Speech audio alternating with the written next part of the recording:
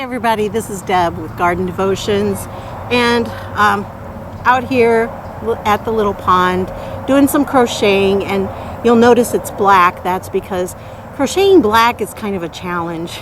For those who crochet, you understand what I'm saying.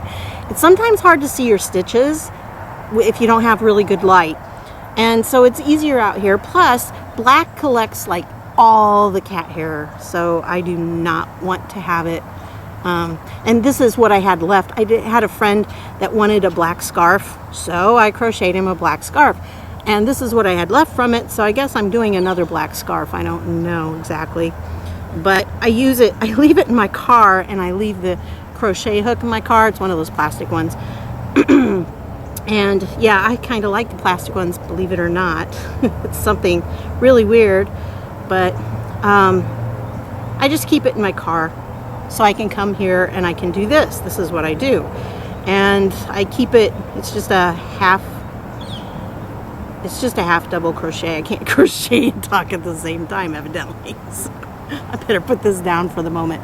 Anyway, I wanted to just kind of put out this video and ask you if you've ever considered the idea that, you know, there are different stages in our life. And sometimes we get really involved in doing one thing and it becomes kind of our life, you know, when it's your career and everything. And then something happens and you switch careers and you find another love that you can pour yourself into and you really enjoy that. But then once in a while, do you kind of wonder what it would have been like if you'd have stuck with the other one, if you could have somehow worked it out? And see, with me, it really is one of those what if type things, because I don't think I could have worked it out, because I had to retire from teaching because of my health. The chronic fatigue syndrome got so bad, I just couldn't do it anymore. And it was a very stressful time in our school, and our administration was not real nice.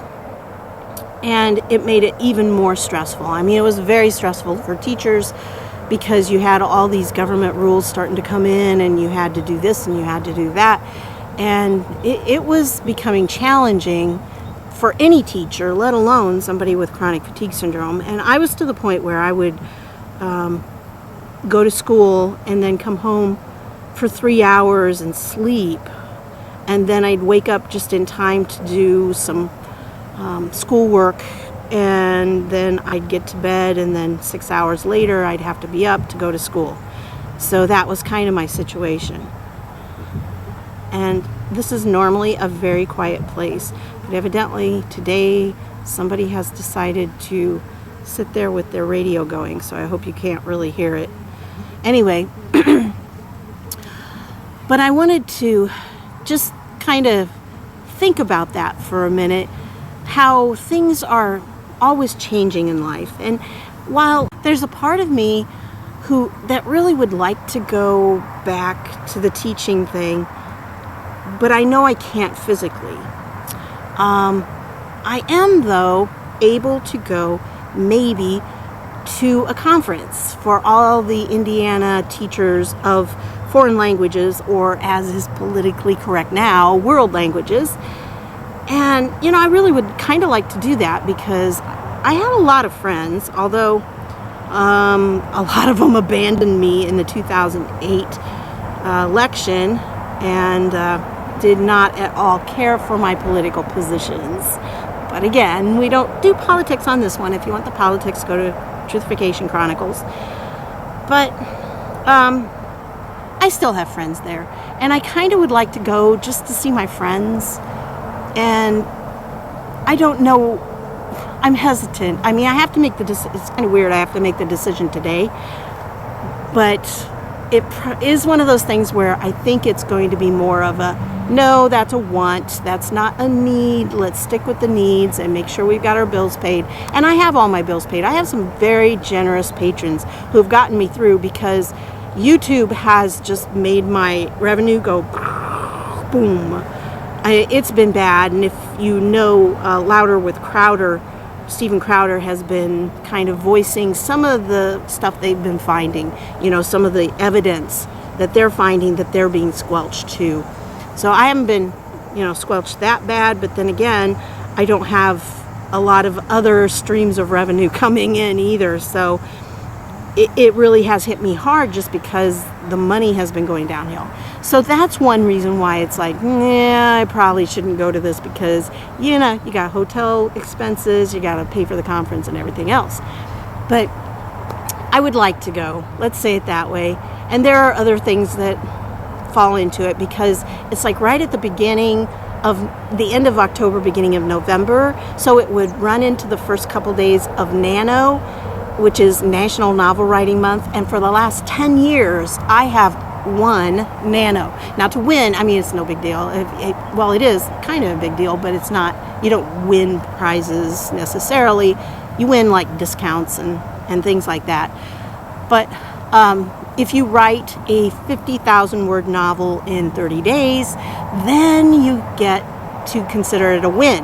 Okay? And I've done that 10 times, folks. Yes. And a couple of those novels, don't worry, you will never see them. Never see the light of day. But the others, I'm working on them. It just takes a long time for me to edit them. And I really felt like I needed to have a good idea of where the series was going, because I'm a pantser. I write by the seat of my pants, which means I don't plot everything out ahead of time. I have a general idea of what I want to happen in that novel, and then I start writing, because I want to be as surprised as the readers are. So that's what I do. Not everybody's a pantser. A lot of people are plotters. They like to plot it all out, get it all, everything. But to me, that takes out a lot of the enjoyment of the process. So it's not near as fun. But then on the other end, I don't spend the time up front planning it all out. So I spend time at the end editing it all, which isn't bad, but it's more fun for me to write it that way.